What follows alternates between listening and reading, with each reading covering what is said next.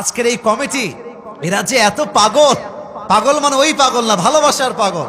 আমাকে নিয়ে আসবে, আমাকে খাওয়াবে, আমার সঙ্গে আড্ডা দিবে, গল্প করবে। বললাম ভাই রে, বহু দূর থেকে আসতেছি, সময় নাই। ও বোঝেই না। আমার পিএস বলছে হুজুর জীবনে বহু মাহফিল রেখেছি, কিন্তু আজকের কমিটির মতো এত পাগল ভালোবাসার আমি কাউকে দেখি নাই। তো এটা প্রমাণ করে, আমি একটা কথা এখন যা বলবো আপনারা আমার সঙ্গে এটা ভাববেন না যে আসিফ হুজুর মনে হয় আমাদেরকে পাম্পটি দেওয়ার জন্য আসছে, তা না। মিডিয়ায় রেকর্ড হচ্ছে, এটা কোটি কোটি মানুষ দেখবে। যদি আমি মিথ্যাবাদী হই, আমি দুনিয়াতেও জবাব দিয়ে তার কাঠ করে দাঁড়াবো, কিয়ামতের দিনও আমাকে জবাব দিতে হবে। রংপুরের মানুষকে অনেকে বলে তারা নাকি বোকা, তারা নাকি মফিজ। আরে বেটা, এই রংপুরের মানুষ না থাকলে দেশটা সেকেন্ড টাইম স্বাধীনিত হতে পারতো না। রংপুরের শহীদ আবু সাইদ যখন তার বুকের তাজা রক্ত ঢেলে দিয়েছে, তার বুকের গুলি জাস্ট তার বুকে লাগে নাই, এই গুলি লেগেছে তাওহীদি জনতার কলিজায় গিয়ে আঘাত লেগেছে। রংপুরকে তোমরা মফিজ বলো, রংপুরকে তোমরা বোকা বলো, মাথায় রাখবা রংপুরের মানুষ আর কিছু ভালোবাসুক বা না বাসুক, তারা কোরআনকে ভালোবাসে, তারা ইসলামকে ভালোবাসে। আপনি অন্য জায়গায় মাহফিল করেন নাই, রোদের মধ্যে লোক কোথায় পান আমি দেখবো আপনাকে? আপনি লোকই পাবেন না, 300-400 লোক পাবেন। প্রচন্ড রোদের তাপ, তারপরেও যে জোয়ার দেখতে পাচ্ছি, এটাই প্রমাণ করে এই রংপুরের জমিন থেকে ইসলামের ঘাঁটি তৈরি হবে ইনশাআল্লাহ। 2 নাম্বার কথা বলতে চাই রংপুরের মাটিকে নিয়ে। আমি আসিফ হুজুর পুরো বাংলাদেশ ট্রাভেল করেছি, পুরো Bangladesh, entire city, entire district, সব জায়গায় গিয়েছি। প্রত্যেক এলাকায় হয়তো বা যাই নাই, প্রত্যেকটা জেলায় আমি গিয়েছি। কিন্তু আমি আগেও বলেছি, আজকেও বলছি, তাফসীরের জগতে, মাহফিলের জগতে প্রত্যেকটা জেলাই সেরা, প্রত্যেকটা বিভাগই ভালো, বাট রংপুরের সঙ্গে কারো কোনো তুলনা চলবে না। এখানকার মানুষ এমন জোশে থাকে, এদেরকে যদি জিহাদের জন্য ডাক দেওয়া হয়, এটা আমার মনে প্রাণে বিশ্বাস, অসংখ্য যুবক বুকের তাজা রক্ত দেওয়ার জন্য প্রস্তুত হয়ে যাবে। আল্লাহ রংপুরের জমিনকে কবুল করুক, পড়েন সবাই আমিন। আপনাদের বউ আছে কার কার একটু হাত তুলেন? বউ আছে? আচ্ছা, বউ আছে, হাত নামান। এবার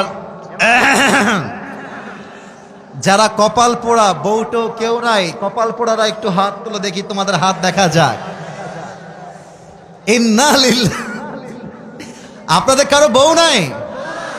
আমি বিশ্বাস করি না। আচ্ছা যুবক ভাইয়ারা, হাত নামাও, হাত নামাও।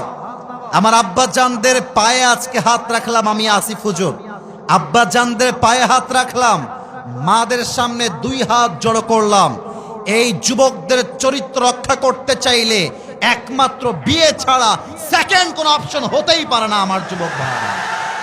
এদেরকে R15 দিয়ে খুশি করা যাবে না, আইফোন 16 প্রো ম্যাক্স দিয়ে খুশি করা যাবে না। এই যুবকরা খুশি হবে একমাত্র চরিত্রবান দিনদার মেয়ে বউ হিসেবে পাওয়ার মাধ্যমে। আব্বা বোঝে না রে, আব্বা বোঝে না। আব্বারা বলে যে বাবা নিজের পায়ে দাঁড়া, দাঁড়িয়ে তারপর তুই বিয়ে কর। মাথায় রাখবেন, নিজের পায়ে যতটুকু দাঁড়িয়েছে দাঁড়াক। বাবা হিসেবে আপনার দায়িত্ব এটা বলা যে বাপ তুই বিয়ে কর, চরিত্র বাঁচা, দরকার হলে 1 বছর আমি তোকে দেখবো, তোর বউকে আমি বাপই দেখবো, ঠিক কিনা বলে? বাংলাদেশে আইন করা হয়েছে 18 বছরের নিচে নাকি কোনো মেয়ে বিয়ে করতে পারবে না। আমার প্রশ্ন হচ্ছে 18 বছরের নিচে বিয়ে করতে পারবে না তা মেনে নিলাম, কিন্তু 13 বছরের যেই মেয়েটা পার্কে গিয়ে ইজ্জত বিলীন করছে, টিকটক করছে, ইজ্জতের ধাজিয়া উড়াচ্ছে, তার জন্য আপনার আইনটা পাস হবে কবে?